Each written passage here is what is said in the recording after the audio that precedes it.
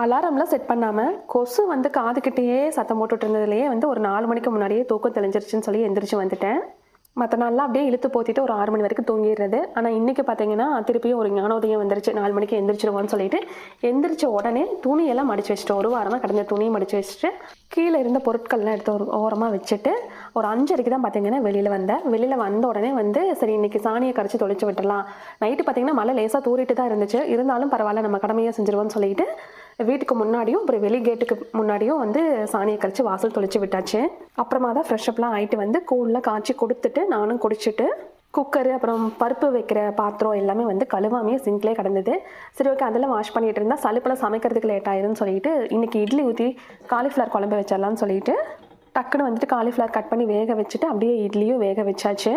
So சாப்பாட்டு வேலை 8 மணிக்கே முடிஞ்சிருச்சு. பாதி பாத்திரமும் கழுவியாச்சு. மதியானமாக வந்து சாப்பாடு ரசம் மட்டும் வச்சுட்டா தயிர் வச்சு சாப்பிட்டுக்கலாம்.